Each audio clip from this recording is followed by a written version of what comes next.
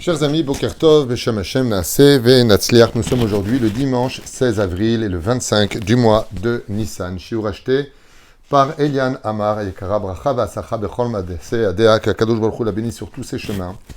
Elle et toute sa famille qui a acheté ce shiur donc pour l'élévation de l'âme de son papa, Perez Meslati, Ben Miriam, Bezrat Hashem et Bar Eliaou. Ruach Hashem tenachenu began Eden Elyon v'chol ashor chovim imo bichlal arachamim v'aselichot. וכן יהי רצון ונאמר אמן. תהיה נשמתו צור החיים, et que, Bezrat Hashem, nous ayons que de très bonnes nouvelles. Nous partons avec un shiur, qui à mon avis est un des shiurs les plus importants à écouter, à réécouter, vraiment. Je le dis avec beaucoup de sincérité, pour lesquels, bien la Gemara, dans Masechet Sota, nous a mis en garde. Elle nous met en garde parce que c'est une situation qu'on ne connaîtra pas, si ce n'est qu'à la fin des temps. Dans Sota 49, nos sages nous disent qu'il se passera des choses très difficiles pour chacun de nous. Il se passera que, je vous lis une petite keta comme ça, un petit passage de cette Gemara. Narim penezakem yalbinu, ce seront les jeunes qui humilieront les personnes qui sont plus âgées, il n'y aura plus de respect. Vaïvaï shum, et ils les humilieront.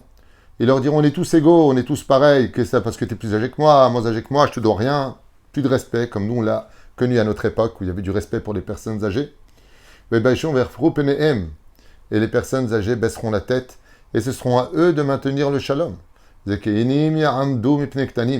seront aux anciens de se lever devant les petits, devant les jeunes, car les jeunes feront ce qu'ils voudront à la fin des temps.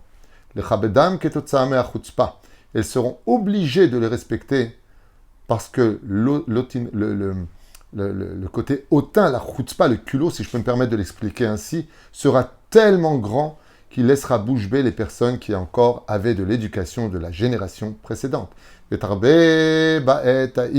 Car la chutzpah, l'effronterie, sera au summum dans cette génération de la venue du Mashiach. Ok. Ben melavel av, les enfants parleront du mal des parents, parleront derrière leur dos. Les enfants feront du mal. Bon, il y a aussi des parents qu'il faut aussi soigner. Il faut le dire aussi dans cette génération, pas tout le monde, mais la généralité, c'est sûr. Et donc, Medaber à la vive d'ivré nevela. Les enfants parleront dans le dos de leurs parents des choses qui n'ont jamais eu lieu. Ils mettront le balagan entre les familles. C'est marqué dans la Gemara il y a 1800 ans.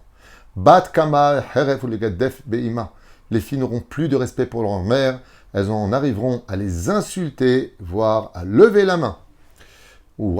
Vechen kala kama bechamota. Les belles filles n'auront plus aucun respect pour les belles-mères. Il y aura des guerres à cette fin de l'histoire comme jamais on ne l'a connue.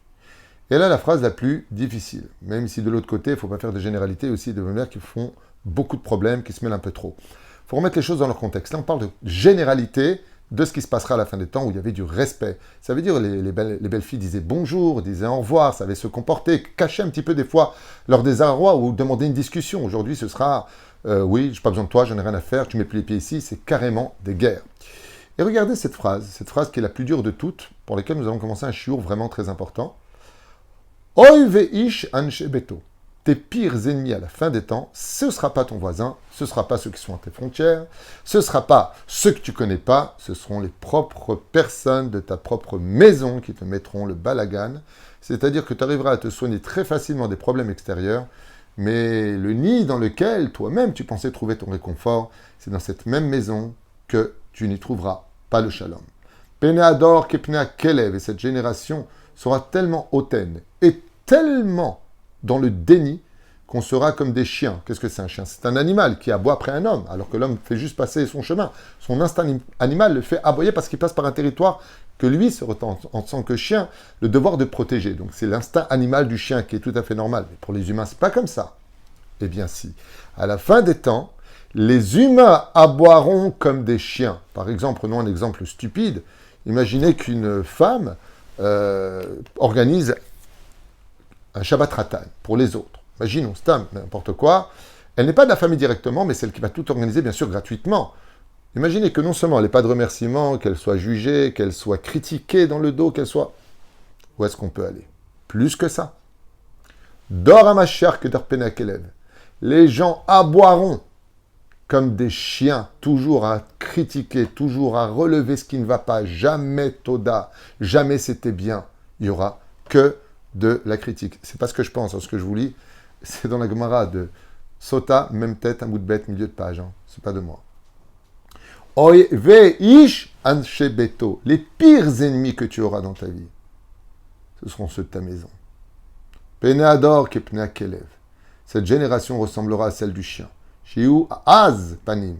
Avec une hautinerie, une conduite Hashem shmor ve'irachem. Lo yitbaeshu zemizeh. Et personne n'aura honte de personne. Je sors comme je veux, il n'y aura pas de problème. Par exemple, pour une fille qui rentre dans une famille où il y a plein de religieux de rentrer en jupe courte. Pas de problème. Et attention, tu me dis un mot.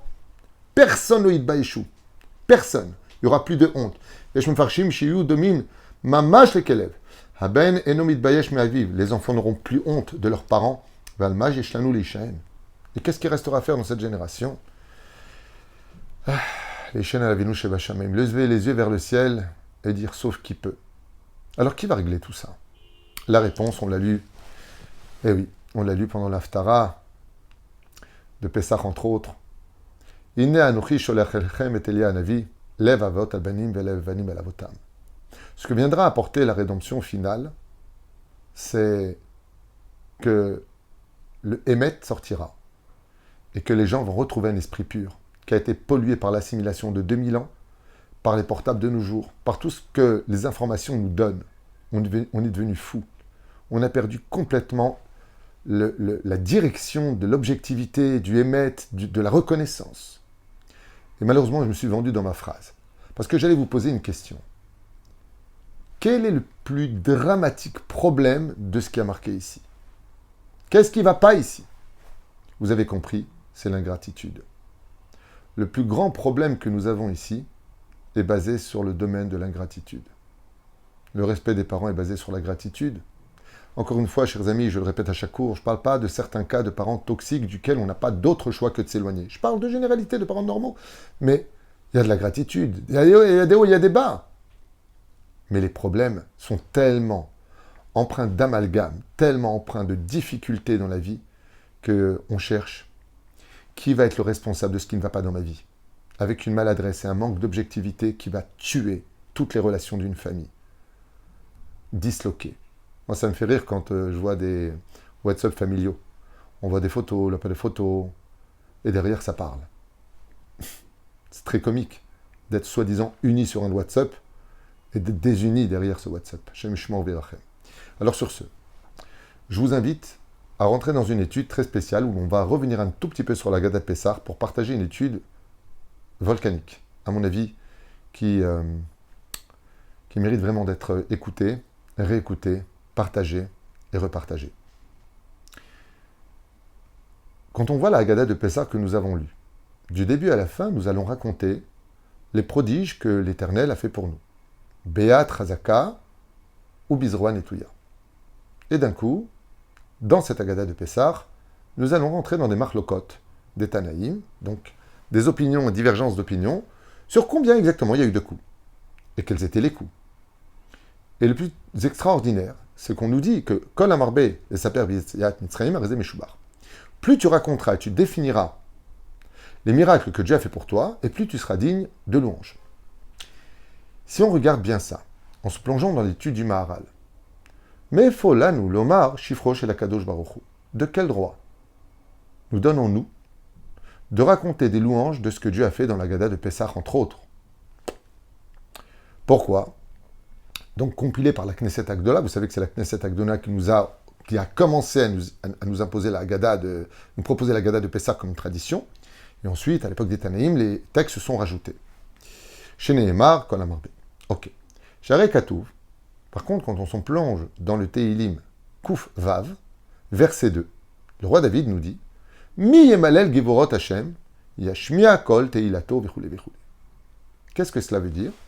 Dans les Teilim du roi David, il est marqué là-bas explicitement.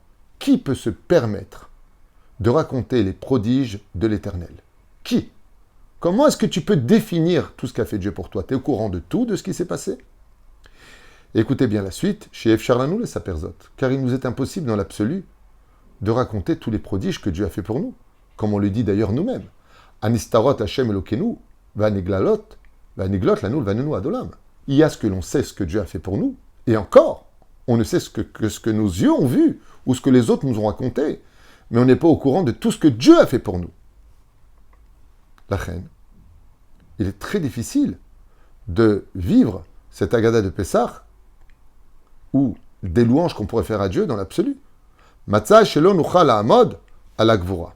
Et donc nos sages nous disent à propos de ce verset du roi David, et pas que lui, on va prendre un autre exemple, que personne ne peut se tenir pour deux raisons sur les miracles incommensurables que Dieu a fait pour nous. Pourquoi? Aleph, Mitzad shelo nuchal ha'amod ala gvura, parce qu'on ne pourrait pas expliquer exactement combien Dieu est grand, be'otzma kama gadol gvurat ma'asav, et combien Akadosh Baruch Hu a créé de monde, et combien d'anges il a. On est au courant de rien de tout ce que Dieu a fait pour nous. Et la deuxième chose, Shem, Rav, Beribouy, En Tachlit Elhem. Et que ce qu'a fait Akadosh Baruch Hu, pour dire merci, alors qu'on lui doit toute notre vie, combien de fois il nous a sauvés, Vehi, Shamda, Lavotenu, Velanu. En Asagat Asechel, tout simplement. Nos sages nous disent que l'esprit humain ne peut pas définir la grandeur de Dieu. De dire que Dieu est grand, c'est presque une insulte dans le judaïsme. Velachen. Dans la Braïta de Masechet Berachot, dans le Perek Alomdim, là-bas, on nous raconte l'histoire de Rabbi Hanina, qui était au Beth Midrash, et monte un chazan. Il monte, et qu'est-ce qu'il dit? Donc, dans les mots employés, Ha'el, Hagadol, Gibor, Ve'anora, Ha'adir, Ha'amitz, Ve'aizuz, Ve'amiti, Ve'airo, Ve'.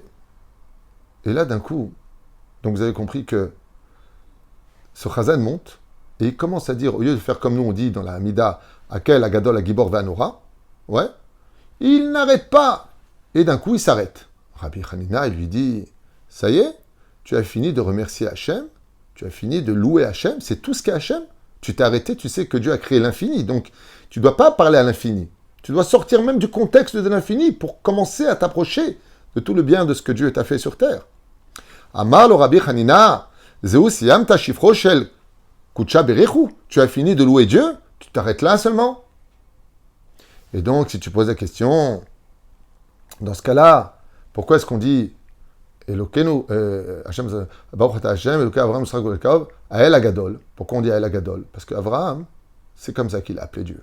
Comme Avraham a appelé Dieu le grand Dieu, c'est pas pour rien que Ishmaël emploie encore ce terme, le grand Dieu, Dieu est grand. Mais ça veut dire quoi, Dieu est grand, quand il l'a appelé? Par rapport à une définition qui le concernait lui personnellement. Qu'est-ce qu'a dit Yitzhak? Agibor. Et qu'est-ce qu'a dit Yaakov? Manoram a commencé. Anora. Celui qu'il a réellement instauré dans la prière, c'était Moshe Rabbeinu, qui lui a dit Ael, Agadol, Agibor, Vanora. Comme ça dit Srazal, comme ça nous disent nos sages. Mais dans quel but? Afin d'instaurer un tout petit soupçon de crainte du ciel dans le cœur du peuple d'Israël.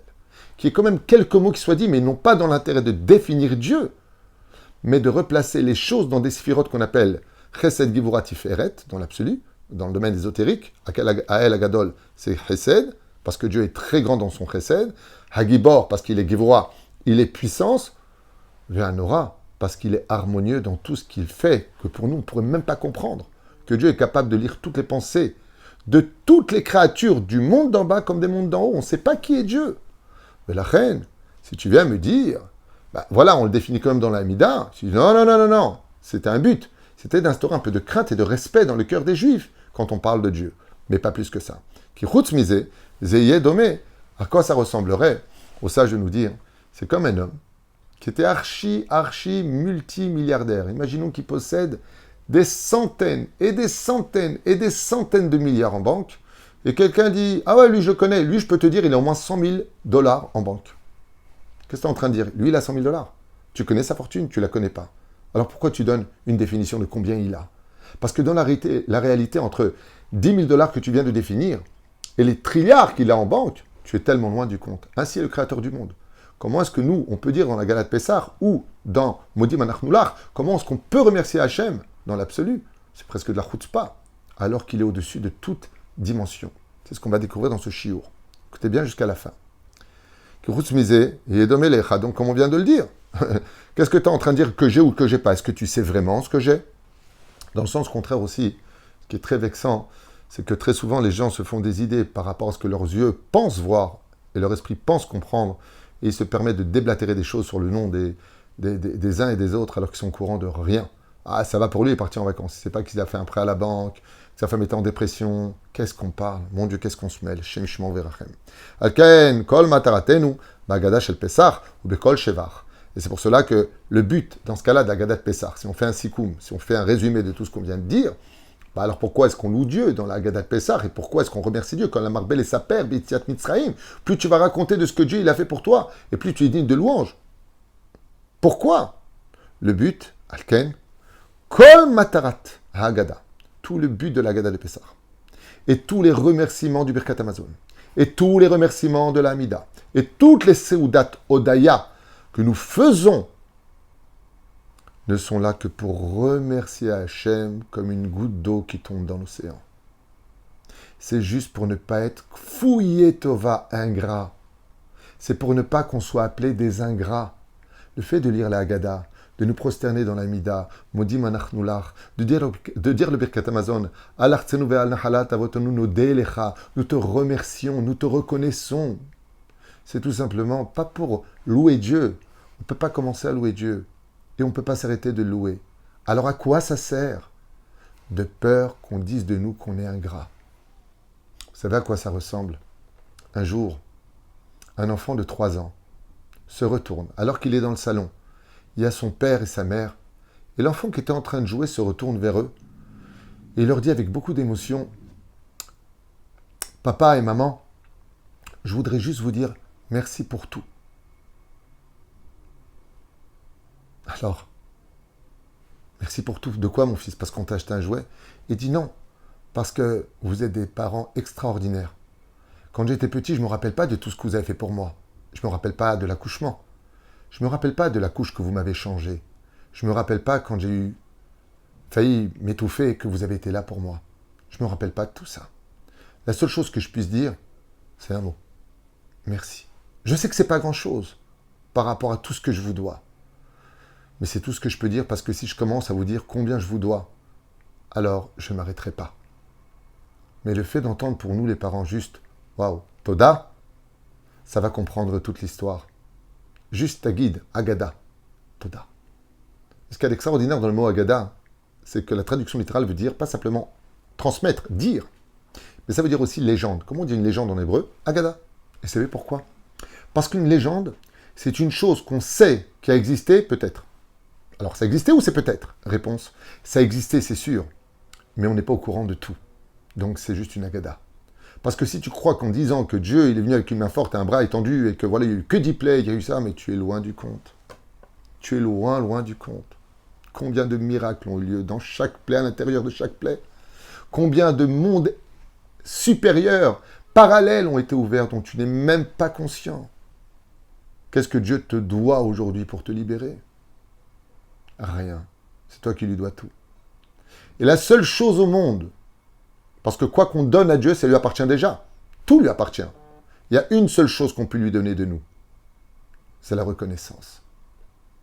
Ne fais pas preuve d'ingratitude. C'est tout ce qu'on fait. On se réveille en disant mince, on n'a peut-être pas assez remercié Hachem. Vous voyez, chers amis, Descartes a dit « je pense, donc je suis ». C'est une phrase un peu ridicule sur un certain degré, mais qui est philosophique sur un autre degré.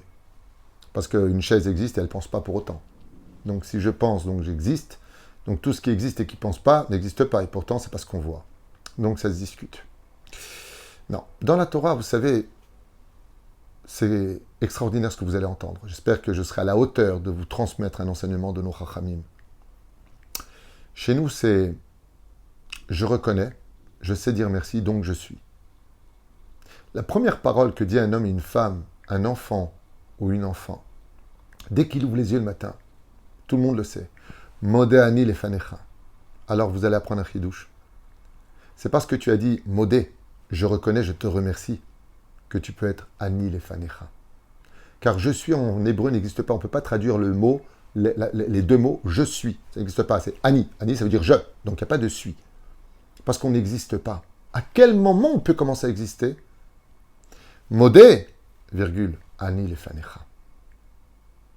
C'est à partir du moment où je suis capable de savoir dire merci quand je rentre, merci quand je m'en vais, que je ne prends pas la vie comme étant un dû.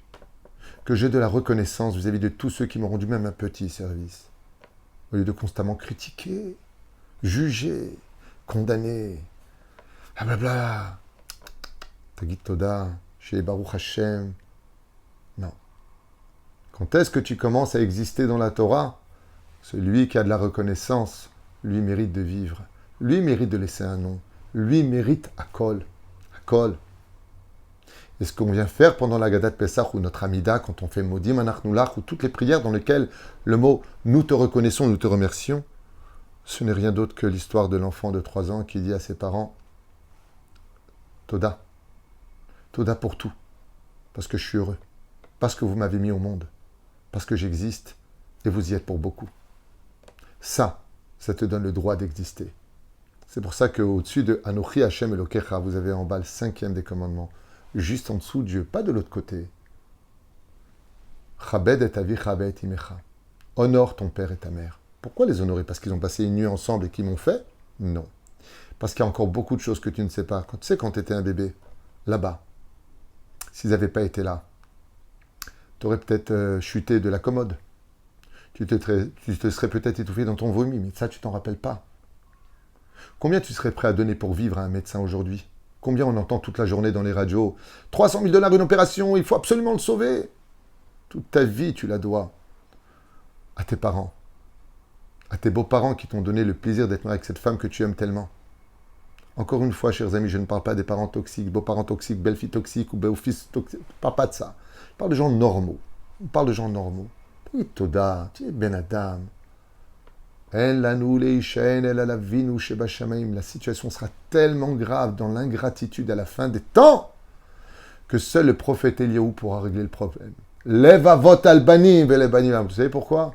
Parce que quand tu essaieras de raisonner l'autre, il te critiquera encore plus dans un monde d'objectivité et des arguments qui... Il n'y a plus rien à dire. Chutzpah, en dehors de la bouche. Chutzpah. Shem Erachemanim Valkol Am Israël. La reine, c'est ce que nous disons. Ombrim Kol Boker Modani Lefanecha, car on ne peut pas commencer la journée si on n'est pas capable de remercier celui qui nous a rendu notre âme pour exister encore un jour de plus. Kilakir Toda Zot Atralat Kiyum Kol Abriot.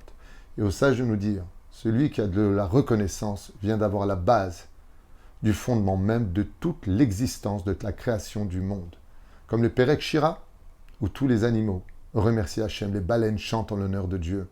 Moshe Rabbeinu, qui a refusé de se battre contre Midian alors qu'il venait de mourir au sein du peuple d'Israël, 24 000 élèves, 24 000 de la tribu de Shimon. Mais Moshe, il a dit, je ne peux pas me battre contre Midian, j'ai mangé du pain à leur table. Waouh! Combien d'exemples la Torah va nous donner que Moshe ne va pas taper le Nil parce que le Nil l'a transporté quand il était bébé, et la terre parce qu'il a enterré l'Égyptien. Allez-nous mamash lechanech et yeladenu. Et c'est pour ça qu'il est Bechovatenu. Il est obligé pour chacun de nous, depuis que la naissance de nos enfants, de les éduquer sur le chemin essentiel de la base de toute l'éducation, d'avoir de la reconnaissance. De leur apprendre à dire bonjour quand ils viennent, Toda quand on leur donne quelque chose, s'il te plaît quand ils demandent quelque chose, de leur rappeler qu'ils n'ont pas dit au revoir avant de partir. Vous vous rendez compte de quoi on parle? Pour sortir d'Égypte, il fallait l'autorisation du pharaon et lui dire au revoir. Et nous, on est des fois invités chez des gens, on vient avec nos enfants, il n'a pas dit au revoir à papy, pas dit au revoir à mamie. Et tu as même des abrutis qui vont te dire, ouais, c'est comme ça l'éducation, mes enfants ils disent bonjour à qui ils veulent, s'ils veulent. Des fous, une génération de fous. C'est dur à dire, hein, mais c'est une réalité. D'apprendre aux enfants de savoir dire pardon, d'apprendre à nos enfants à savoir partager, de leur apprendre à répondre quand on les appelle. Tellement de choses à dire. Comme on dit dans le Birkat Amazon, Nodelecha Hashem Elokenu. On te remercie Hashem sur l'héritage que tu as donné à nos pères. Ve'alakol Adonai Eloheinu anachnu modimdach. Et sur tout ce que tu as fait, nous te remercions. Barichim otach. Comme qu'on le fait, Bezrat Hashem, quand on sort des toilettes. Asher yatzar et Adam bechokhma. Si vous observez bien, vous savez c'est quoi une bénédiction? Vous savez c'est quoi une bénédiction? Hormis le fait de libérer certaines étincelles spirituelles qui seraient dedans, dans le monde ésotérique. Mais en réalité, c'est vrai que quand on achète une bouteille d'eau, on l'a payée cette bouteille d'eau, mais si Dieu n'avait pas envoyé l'eau, tu serais mort. Quand tu fais une bénédiction, c'est juste une façon de dire merci à Dieu comme lui a besoin de l'entendre. Baruch ata Hashem, Elokeinu melech haolam, shakol niya bidvaro. Tout est venu de toi, tu as tout créé par la parole. Tout comme je suis capable de dire merci à un étranger qui me tend une bouteille d'eau parce que j'ai soif, parce que tu n'es pas capable d'avoir de la reconnaissance pour Dieu, de lui dire merci à lui, comme lui a besoin de l'entendre, avec une bénédiction dont tu ne seras en réalité que le seul bénéficiaire. Parce que vous apprendrez de la vie, on apprendra tous de la vie, que celui qui sera capable de garder ce sens de la gratitude dans cette génération sera par excellence le héros préféré de Dieu de toute cette génération. Et on comprendra d'ailleurs cette fameuse phrase Kol amar bel esaper b'yetziat Mitzrayim, tout celui qui rajoutera et qui rajoutera en réalité, c'est pas qu'il va raconter la gloire de Dieu.